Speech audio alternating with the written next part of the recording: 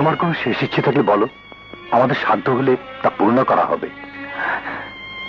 জেলা সাহেব, মৃত্যুর আগে শেষবারের মতো আমি একবার আমার মাকে দেখতে চাই। তোমার লজ্জা করে না? যে মা তোমাকে ফাঁসিতে চড়িয়ে দিল, সেই মাকে তুমি দেখতে চাইছো? সে মা নয়, ডাইনি। খবরদার জেলা সাহেব, আমার মা সম্পর্কে একটা বাজে কথা বলবেন না প্লিজ। আপনি জানেন না আমার আমার মা কত মহান। আমি শেষ বিদায়ের আগে একবার আমার মাকে সালাম করে যেতে চাই, একবার। না, এসো, আমি যাব না। এসো সালমা। আমি এই মুখ দিয়ে জয়ের কাছে যেতে পারবো না, যেতে পারবো না। কেন সালমা? আমি আমি মা হয়ে কোর্টে সন্তানের বিরুদ্ধে সাক্ষী দিয়ে কোনো ভুল করনি তুমি, যা সত্যি তাই বলেছো। আর সত্য কথা বলা ভুল নয়। তুমি বলছো আমি ভুল করিনি? হ্যাঁ, আমি নই, সারা জগৎ সংসার বলবে সত্য বলা ভুল নয়। যাও সালমা, জয়ের শেষ ইচ্ছাটা তুমি পূর্ণ করে দাও। তোমার যত কষ্ট হোক, শেষ বিদায়ের আগে জয়কে একটু শান্তি নিয়ে যেতে দাও সালমা, একটু শান্তি। তোমার মা তোমার সঙ্গে দেখা করতে এসেছেন জয়।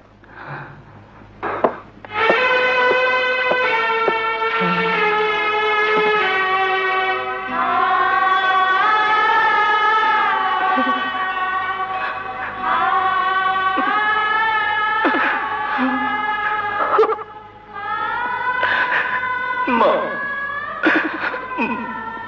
মা,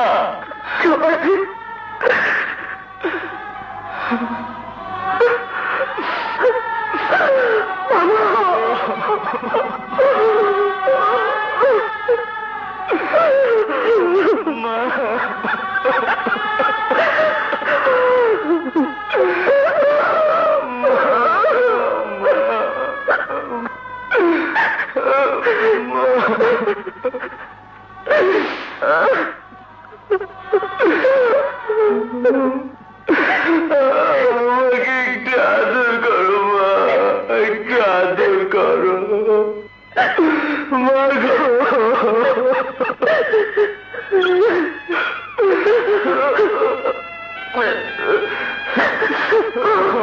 বাবা, তোকে আজ আমার বুকে নিতে খুব ইচ্ছে করছে রে। আরে তোমার মতো মা কটা ছেলের ভাগ্যে হয়। আমি যে তোমাকে নিয়ে গর্ব করি মা, গর্ব করি। তুমি তুমি সত্যের জন্য নিজের ছেলেকেও ক্ষমা করোনি। তোমার নাম তো ইতিহাসের পাতায় লেখা থাকবে মা। আমি কোনো ইতিহাস হতে চাই না, আমি শুধু আজ আমার ছেলেকে চাই, আমার ছেলেকে চাই।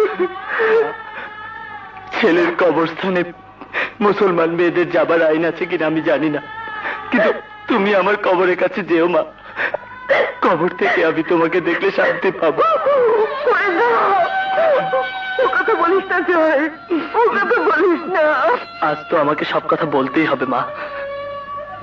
আজ যে আমার বিদায়ের দিন, আজ আমাকে সবকিছু বলতেই হবে।